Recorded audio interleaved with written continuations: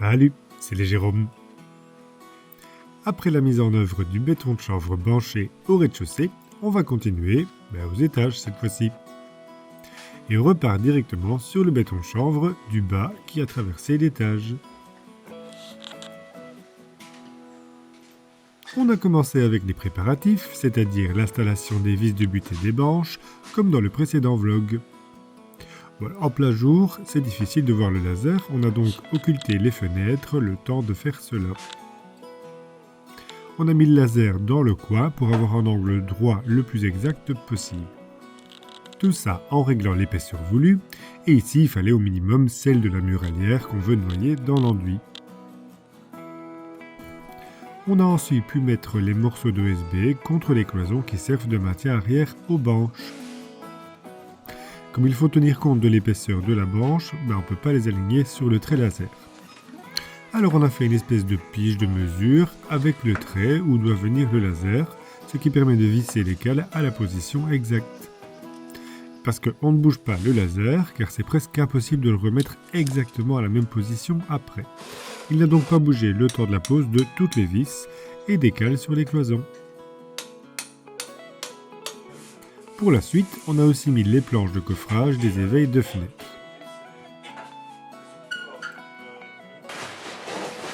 Et toutes ces opérations ont été répétées dans une autre chambre, juste à côté.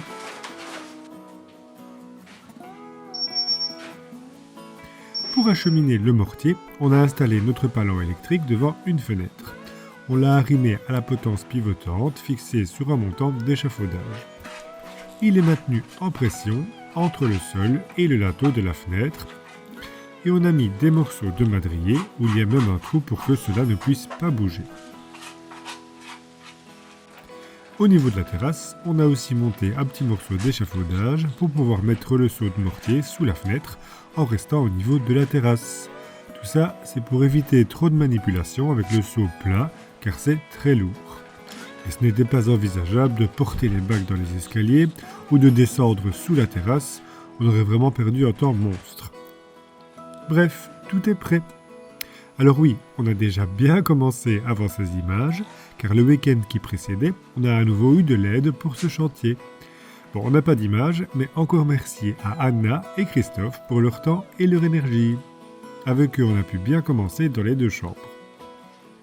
Et on reprend donc où l'on était arrivé. C'est parti!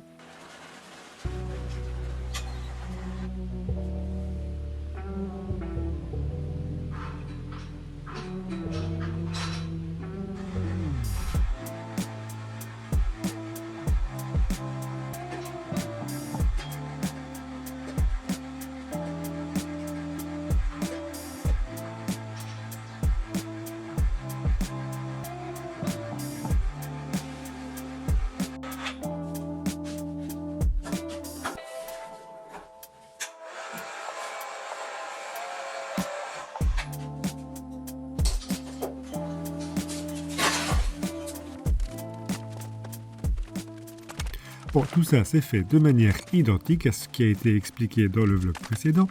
On reviendra juste sur les petites particularités ou différences au fil des travaux.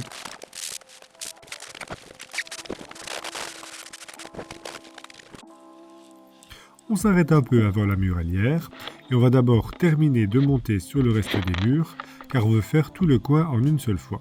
Il faut donc arriver au même niveau.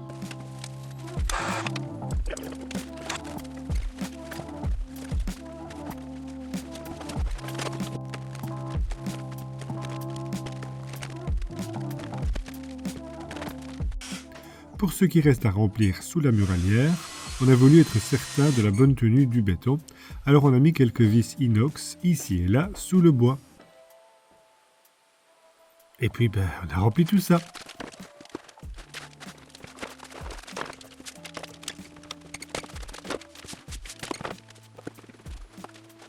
Pour le coin, on a accès par le dessus au deuxième étage. Cela a été donc plus facile pour verser le mortier. On a du coup aussi rempli entre les solives. Tu retaperas sinon pour que ce soit bien droit.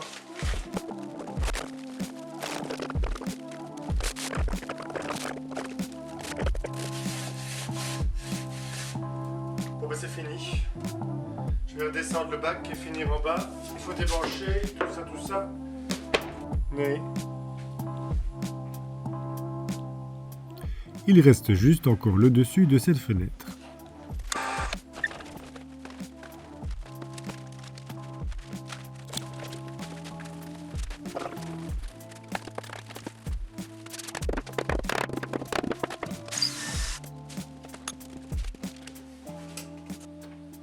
Et voilà pour cette chambre, ça donne très bien.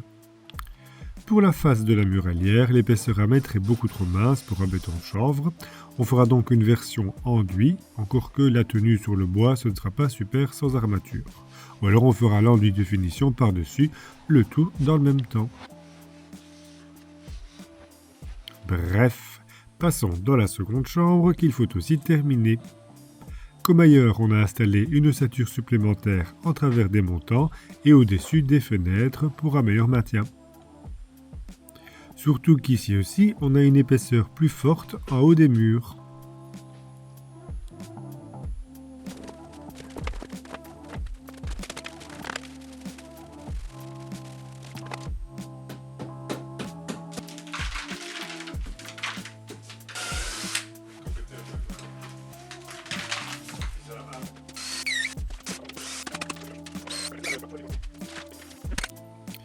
Bon, on en arrive au niveau des lateaux, et là on essaye de faire le reste tout d'un coup si possible.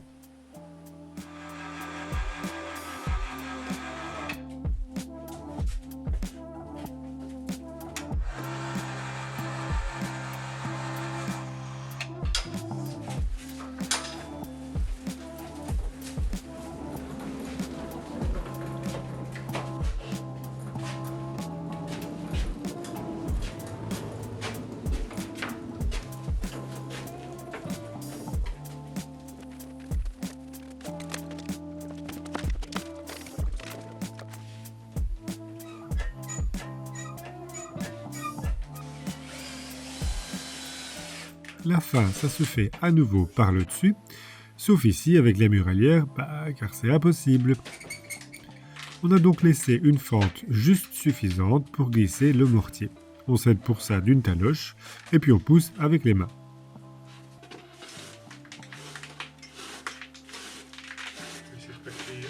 Évidemment, il n'y a pas toute la banche à remplir. On était déjà monté jusqu'où on pouvait pour faire le remplissage avec les seaux.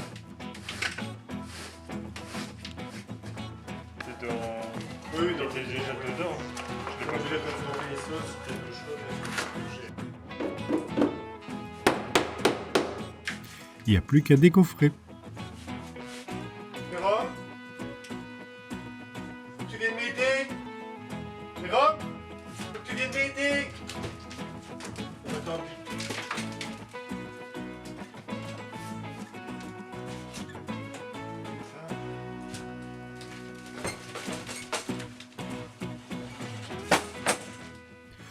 Bon, et comme on s'y attendait, il reste des trous. Bon, c'était inévitable par le dessus, car avec la fenêtre qui est le plain-pied, il n'y a pas d'espace, et il a fallu pousser le mortier par le côté, et de toute évidence, on n'arrive pas assez loin. Mais c'est pas grave, là on termine à la main pour reboucher ce trou, et puis on lisse à la taloche. Et voilà. Les pièces commencent à reprendre un peu d'allure. Quelque temps après, on retire les derniers coffrages.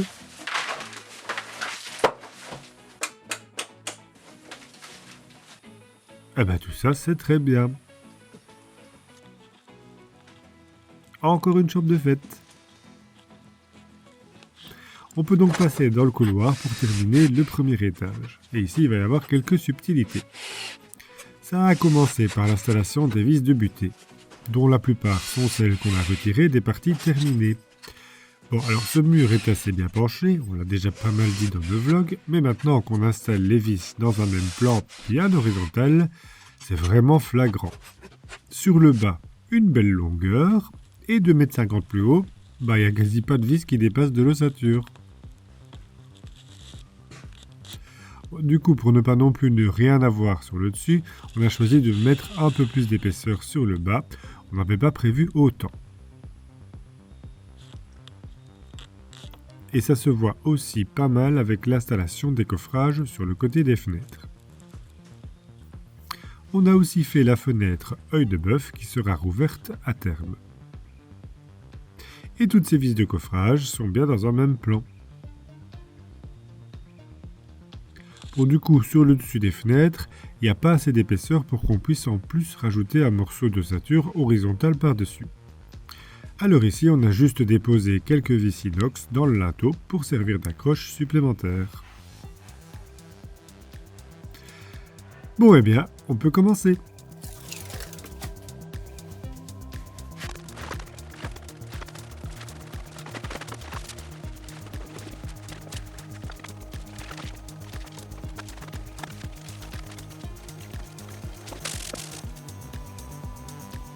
Sur ce côté nord de la maison, où il y a un appui de fenêtre, on va donc remonter jusqu'au même niveau que la pierre.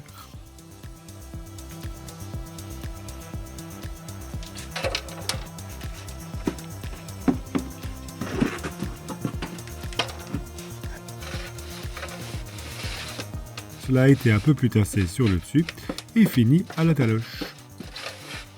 Le tout sera recouvert d'un appui de fenêtre en bois, certainement, comme c'était le cas avant.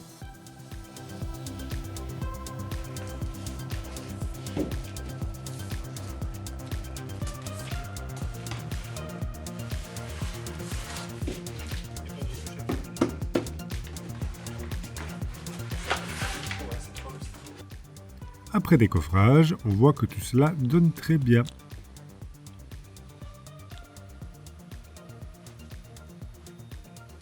Allez, on continue. Comme on ne travaille que sur la moitié de la maison, dans le couloir, faut bien s'arrêter à un moment. On a donc simplement vissé une petite planche d'OSB en fin de manche. La suite viendra s'y appuyer quand on fera cette partie, un jour. Bon oui, en attendant, on va déjà finir ici.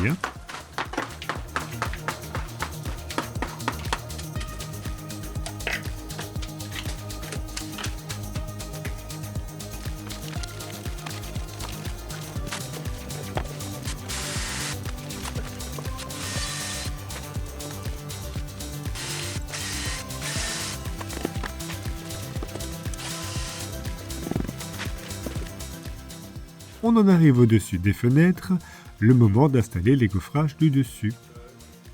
Ouais, sans doute. Pour celle-ci, on a juste mis des étais, car on ne peut pas visser aussi simplement qu'ailleurs, puisque le linteau est en pierre.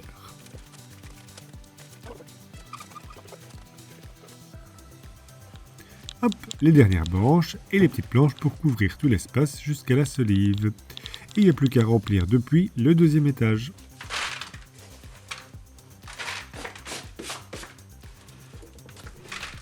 Bon, avec tout ça, il se faisait tard et on a fait une nocturne car on avait vraiment envie de terminer ce mur.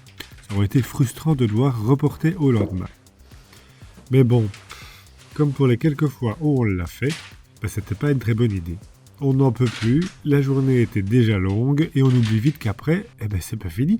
Faut encore nettoyer et ranger le matériel, faire à manger, etc., etc. Sans compter qu'on n'y voit plus rien dehors. Bref, une mauvaise idée. Mais bon, le couloir est terminé. Hop là! Cela clôture donc les travaux de béton de chanvre au premier étage. Et pour cet étage, ça a nécessité la préparation de 150 mélanges réalisés sur 11 jours de travail, juste pour le coulage.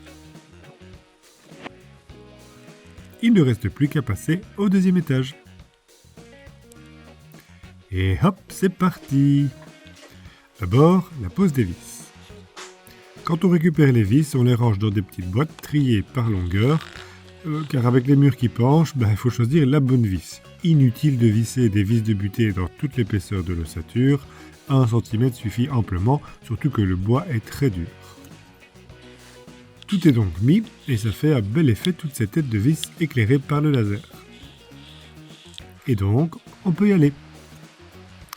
Alors oui, l'année 2024, c'était beaucoup de pluie, et les mélanges transitent par l'extérieur, alors on mettait un film plastique sur les bacs pendant le transport, parce qu'il ne faut pas trop réhumidifier le mortier. Hop, les branches. Et on a trouvé le truc, entre guillemets, Pour les tubes de chauffage, on a fait un trou sur le bord d'une plaque à la jonction entre deux. Le trou n'est ensuite pas trop gênant pour le reste du branchage, on peut raplatir à la truelle, et ça va beaucoup plus vite comme ça. Donc, ça monte. Et puis pour terminer, c'est encore par le dessus, donc au grenier. Mais pas de palan là-haut. Et pas de palan. Pas de palais. Hop, on a installé la poulie à cliquer. Ça terminera le voyage du bac depuis la terrasse.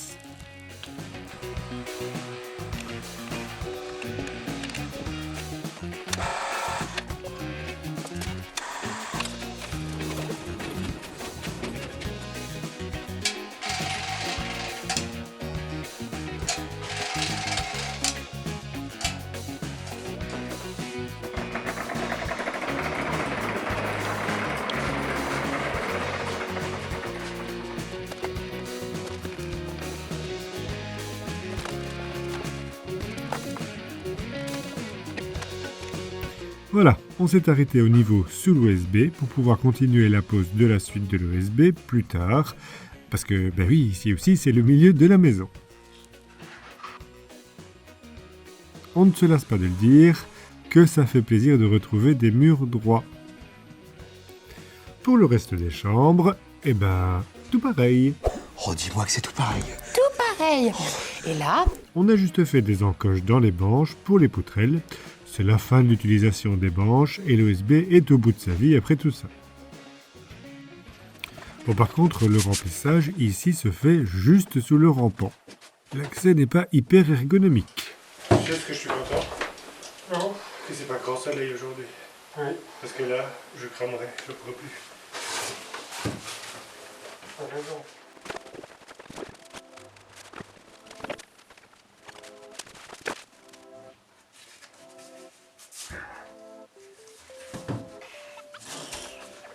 C'est quand même un peu acrobatique, hein? Enfin bon. Ça fait de l'exercice.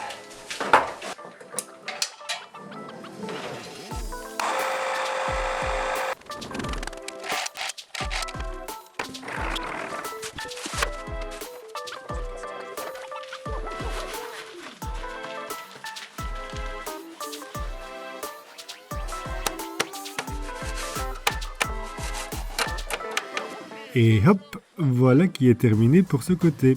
Le béton de chanvre s'arrête donc au niveau des planchers du grenier. pareil, tout pareil, je te dis. Pour terminer ce long chantier et cette longue série de vidéos, il nous reste à faire le couloir du deuxième étage. On a déjà fait le petit morceau du mur derrière la cloison, il n'y a plus qu'à faire le gros du couloir. En mettant le coffrage des fenêtres, on se rend compte que le mur est tellement penché qu'on va même devoir recouper les plaques pour le haut, car on est déjà contre le châssis. C'est en effet ici que les murs sont les plus penchés de toutes les maisons.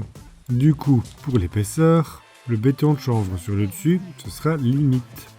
On ne pouvait pas encore augmenter l'épaisseur du tout, car en bas il y a déjà beaucoup, et puis on ne veut pas non plus de rétrécir trop le couloir qui n'est déjà pas bien large. Ah oui, d'accord, oui. Soit. On a donc commencé normalement, et puis pour la partie haute, ça se complique un petit peu. Car l'épaisseur se rétrécit fort et on n'a même plus d'ossature à un moment. Pour les coffrages, on a effectivement dû les recouper, mais rien de vraiment problématique. Comme par endroit il ne va y avoir que quelques centimètres d'enduit, on a modifié la préparation et suivi le dosage de liant pour une mince épaisseur, en gros la proportion de 3 sacs de liant au lieu de 2 pour un sac de chènevotte. Mais malgré ça, impossible de remplir la cavité par endroit tellement il n'y a pas de place. Alors pour reboucher ces trous, on a même fait une version enduit et non béton de chanvre, où le dosage est de 4 sacs de liant pour un sac de chènevotte. Et là l'application est manuelle et la finition se fait à la truelle ou à la taloche. Pour le reste, on a fait comme on a pu, avec les branches, qu'on a fait tenir avec des étrésillons entre la cloison et le mur, puisqu'il n'y a plus d'ossature.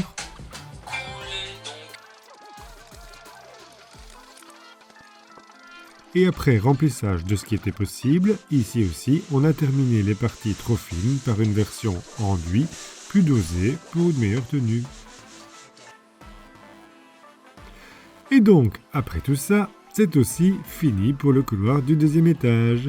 Yippee! Cet étage a nécessité 160 mélanges réalisés en 12 jours de travail. Et donc voilà, tout a été fait. On est très heureux d'avoir enfin pu réaliser ce chantier dont on parlait, depuis si longtemps. Tout l'espace retrouve peu à peu l'apparence de pièces, même si le gris c'est sombre et qu'il reste encore plein de choses à faire. On est surtout content que tous les murs sont maintenant droits et dans un même plan pour les différentes parties entre les fenêtres. Bon, effectivement, il reste les fenêtres qui penchent fort et qui trahissent comment sont les murs derrière le béton de chanvre, mais ça sera corrigé à terme. On vous a montré le gros du travail qui s'est dans l'ensemble bien passé. On a tout de même eu quelques petits tracas ici ou là et après la mise en œuvre. Dans le prochain vlog, on va donc revenir sur les petites choses qui n'ont pas été et faire notre retour d'expérience sur ce chantier maintenant qu'il s'est terminé. Merci d'avoir suivi cette vidéo. On espère qu'elle vous a plu. Portez-vous bien et à bientôt.